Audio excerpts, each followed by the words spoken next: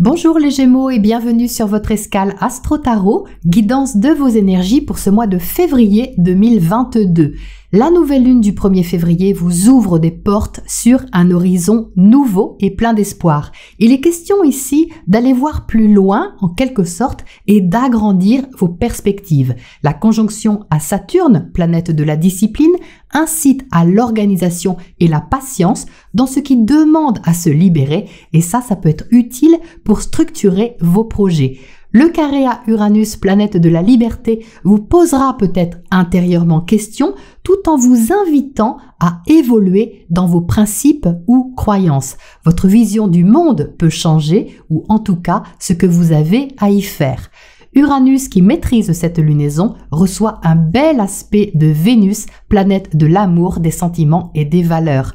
Vos sentiments et engagements peuvent être discrets, cachés, réservés, mais n'en seront pas moins intenses, même si vous ne montrez rien. Votre inspiration, votre créativité et votre monde intérieur peuvent aussi vibrer autrement dans un bel équilibre de partage et de détachement. Vous pourriez vraiment prendre conscience de ce qui a de l'emprise sur vous et avoir l'occasion de prendre une distance salutaire avec cela. Le 4 février, la conjonction Soleil-Saturne accentuera la notion de responsabilité à prendre, peut-être officiellement. Mars en sextile à Jupiter ajoutera en volonté et détermination. Le même jour, Mercure repartira doucement en marche directe, ce qui permettra d'y voir plus clair sur certaines questions et surtout de les aborder avec franchise et discernement. Mercure va en effet se frotter à Pluton autour du 10, ce qui ne favorisera pas la langue de bois. Ce sera clair, direct et sans faux semblant. L'énergie sera donc orientée vers l'indépendance et la liberté, quel que soit le support que vous choisissez pour y accéder. La pleine lune du 16 février dans l'axe Lion-Verseau opposera deux énergies différentes, vous invitant à équilibrer votre façon habituelle d'exprimer ou communiquer les choses avec une approche un peu plus large ou différente. Vous pourriez passer une étape importante vous demandant d'avoir confiance. Et vous serez aidé par le sextile de Jupiter à Uranus. Vous serez encouragé aussi au niveau social ou relationnel pour assumer une décision ou un choix. Jupiter, planète de l'expansion, est tout de même pendant 5 mois dans votre secteur carrière, les Gémeaux. Donc il peut marquer le début d'une étape de vie vraiment significative pour vous et décisive. Quant à Vénus et Mars, symboliquement les amoureux du zodiaque, ils sont conjoints pendant presque tout le mois et ce n'est pas si souvent. Vous pourriez donc ressentir un élan personnel intense et passionné pour atteindre vos buts ou au moins en prendre la direction. Les 23 et 24 février, leur sextile à Neptune, planète du rêve, pourrait même ajouter en foi intérieure ou en inspiration pour vous relier à vos idéaux. Vous aurez envie plus que jamais de suivre une voie qui vous inspire. Le soleil sera alors entré en Poisson, c'est donc votre chemin de vie qui risque de se trouver fortement éclairé sur ce mois de février. Au niveau professionnel, il peut y avoir une belle réalisation et si vous ne travaillez pas ou plus, il sera question de votre épanouissement personnel dans la vie extérieure, sociale ou publique. Une place à prendre peut-être, qui n'est que la vôtre les Gémeaux, et dont vous êtes invités sur cette lunaison à en ressentir la stimulante responsabilité. Engagement ou désengagement, l'important sera de savoir exactement ce que vous voulez. Et vous saurez. Voilà les Gémeaux pour cette météo astro, et on passe au tirage pour les précisions.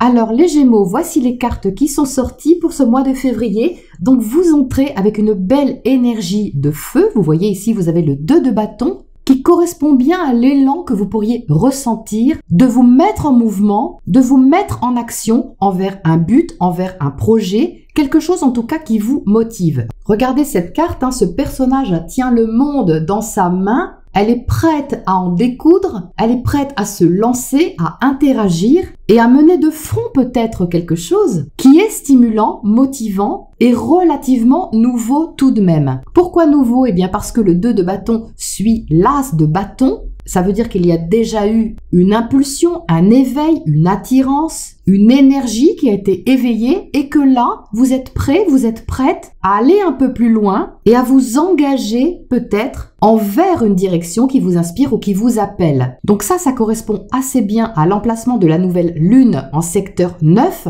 le secteur de l'expansion, de l'exploration aussi et de la liberté. Vous voyez ici, on ressent bien avec ce monde dans la main de cette femme qu'il y a une envie d'élargir aussi les perspectives, les possibilités, qu'elles soient intellectuelles, spirituelles ou qu'elles soient personnelles, relationnelles.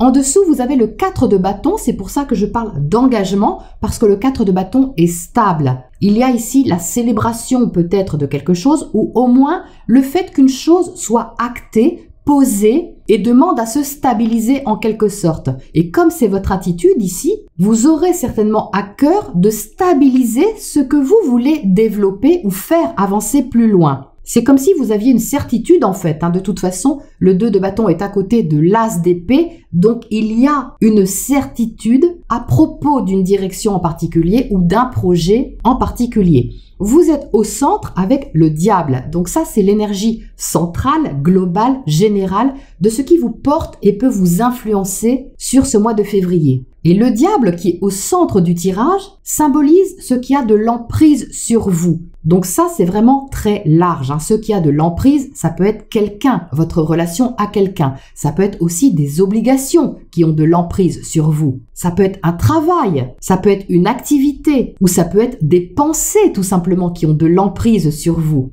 Mais c'est pas forcément négatif parce qu'avec le diable, il y a toujours une notion de passion. Donc il y a ici, je dirais, à bien voir consciemment ce qui est toxique pour vous et ce qui peut dégager une passion qui est saine. Vous voyez que le diable se trouve entre le 4 de bâton et la tour, donc tout n'est peut-être pas à garder, il y a certainement quelque chose à libérer et quelque chose à poser d'un autre côté. C'est pour ça qu'on a les amoureux ici en bas. Les amoureux vous invitent au choix, ils vous invitent à la bifurcation, qu'on peut ressentir justement avec le 2 de bâton. Il y a une sorte de point de rencontre, point de bascule qui peut marquer une légère hésitation parce que au début de la lunaison, Mercure est toujours rétrograde jusqu'au 4 février. Mais ensuite, quand il va repartir en marche directe, vous aurez les idées plus claires, vous pourrez faire ici votre choix d'une façon éclairée, d'une façon dégagée et tout à fait consciente.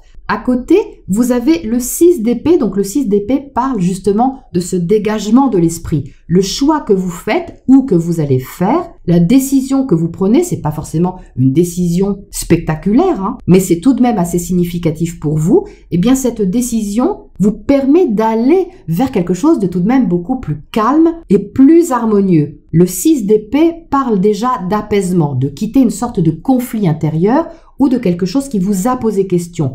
Donc en faisant ce choix, vous voyez, éclairé, posé, engageant pour vous, eh bien vous allez, vous voyez, vers des eaux plus calmes, vous dirigez vers le 2 de coupe qui lui est tout à fait harmonieux. Le 2 de coupe, c'est cette entente, c'est cette connexion que vous pouvez ressentir qui coule de source, qui est agréable avec quelque chose ou avec quelqu'un en particulier. Votre positionnement face à l'autre ou face aux autres peut trouver ici une sorte de fluidité, mais qui demande, vous voyez, à ce que vous vous dégagiez aussi à ce qui peut-être vous maintient trop attaché ou retenu dans certains principes ou certaines obligations ou certaines pensées. Vous voyez que ce personnage est ligoté face à un monstre, donc c'est tout à fait symbolique, les Gémeaux, de ce qui peut se passer à l'intérieur de vous et qui pourrait, par exemple, réveiller certaines peurs. La peur peut-être d'être démuni, la peur de vous libérer de quelque chose ou de vous détacher de quelque chose.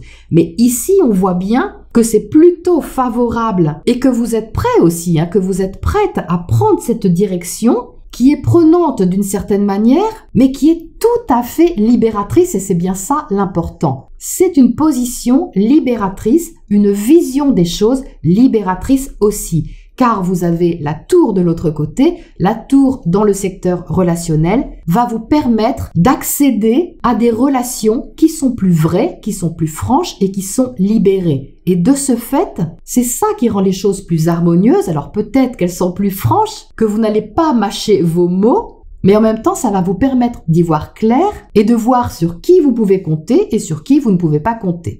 Mais comme cette lunaison vous invite à l'indépendance, à l'autonomie et à la liberté, vous verrez ça avec l'As d'épée, vous verrez que vos relations seront purifiées d'une certaine manière de tout ce qui n'était pas vrai, de tout ce qui était un peu bancal, pour que vous vous sentiez engagé et relativement stabilisé avec la bonne personne ou les bonnes personnes. Donc au-dessus, on a 2 cartes d'épée, et pas des moindres, hein, parce qu'on a le chevalier d'épée et l'as d'épée. Donc ça, c'est quand même très tonique, franc, direct, clair et précis. Donc ne partez pas au quart de tour, hein, les Gémeaux, sur le tout début février. Mercure est toujours rétrograde, donc attention tout de même à ce que vous dites, à votre façon d'exprimer les choses ou même à votre façon de penser. Laissez Mercure repartir en marche directe, hein, parce que Mercure est votre planète maîtresse, donc vous êtes plus impacté que les autres quand il rétrograde.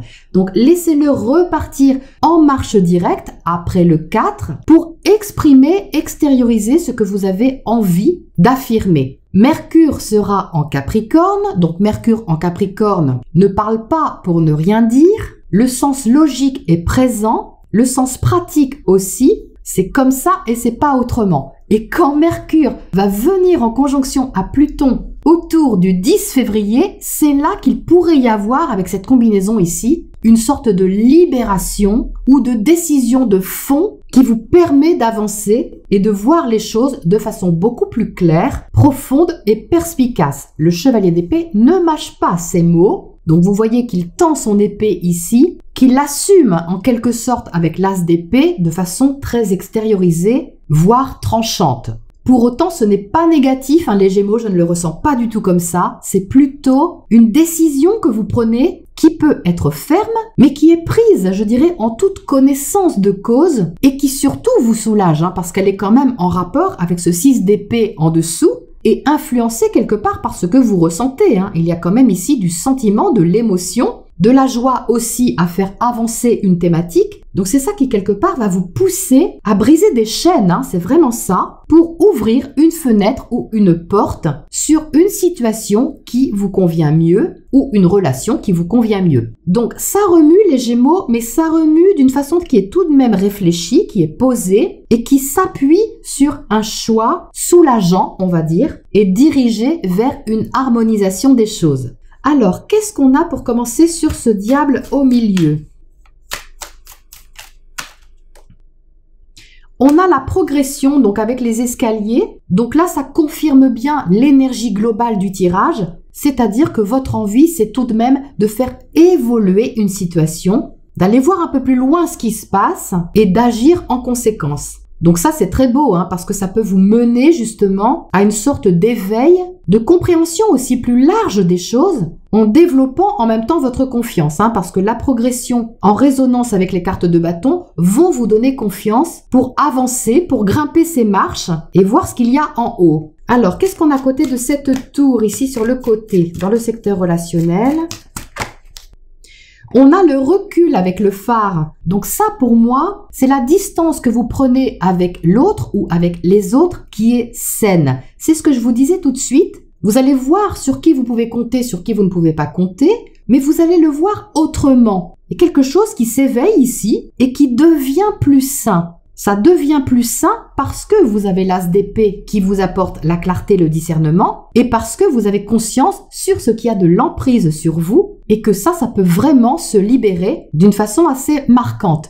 Ça correspond un peu à ce trigone entre Vénus et Uranus, hein, au début de la lunaison, c'est-à-dire que vos relations avec Vénus en Capricorne vont avoir besoin d'un certain sérieux. Ça ne veut pas dire qu'elles ne sont pas intenses, mais il va y avoir besoin de faire une sorte de bilan aussi, hein, sur vos engagements, vos relations ou vos investissements, quels qu'ils soient. Donc vous voyez, on retrouve ici ce recul nécessaire, on retrouve tout de même la relation ou l'échange, le partage avec le 2 de coupe ici, mais la tour qui représente Uranus vous permet de vous détacher et de ne pas être dans la dépendance, mais bien d'être dans le partage et la co-création, avec une certaine autonomie et en gardant votre discernement. Qu'est-ce qu'on a d'autre sur ce 2 de bâton là-haut? Il m'attire ce 2 de bâton. Ça, c'est vos perspectives. Vous avez envie de faire avancer quelque chose là qui vous motive quand même pas mal. Qu'est-ce que c'est? On a la décision. Oui, ça rejoint l'as d'épée, vous voyez. Ça revient à ce que je disais, c'est-à-dire qu'il y a dû y avoir déjà une première impulsion, et cette première impulsion que vous avez eue peut-être sur le mois précédent ou les semaines précédentes vous mène ici à une sorte de prise de position beaucoup plus affirmée et décisive en tout cas, ça c'est certain. Qu'est-ce qu'on a comme oracle conseil pour terminer là-dessus, les Gémeaux, pour vous? On a la montagne sacrée. Oui, donc parfait, parce que la montagne sacrée vous permet d'avoir une vision globale, beaucoup plus sage aussi sur les choses et plus spirituelle. C'est vrai qu'en même temps, la maison 9 parle aussi de spiritualité. Donc vous voyez, c'est le conseil ici, c'est de prendre du recul et de ne pas vous fixer sur les détails peut-être, ou des petites choses qui pouvaient vous prendre la tête auparavant et qui finalement ne sont pas si importantes que ça, parce que votre point de vue va changer. Quand vous êtes en haut de la montagne sacrée, votre point de vue sur le monde change. Vous voyez la globalité d'un paysage et puis vous touchez au sacré, vous touchez à la beauté du monde. Quand vous êtes tout en haut et relié à l'immensité de ce que vous avez devant vous, vous vous reliez à l'immensité que vous avez en vous. Et ça peut vous donner vraiment confiance, comme si vous vous sentiez accompagné et que vous étiez capable de faire un bilan éclairé de ce que vous avez vécu jusque-là ou expérimenté. Il y a du bien-être ici, avec la montagne sacrée. Il y a de la sagesse et une compréhension qui est surtout plus éveillée sur ce qui est important et ce qui ne l'est pas. Et là, sur ce cycle lunaire, les Gémeaux, cette décision que vous prenez ou ce choix que vous faites va sans doute vous faire ressentir une évolution et elle n'est pas forcément extérieure. Elle peut dans certains cas, mais elle va avant tout être intérieure. Et ça, les Gémeaux, ne doutez pas que ça va vous apporter une clarté d'esprit et une libération certainement salutaire. Voilà les Gémeaux pour ce cycle lunaire et je vous retrouve bientôt pour la prochaine escale.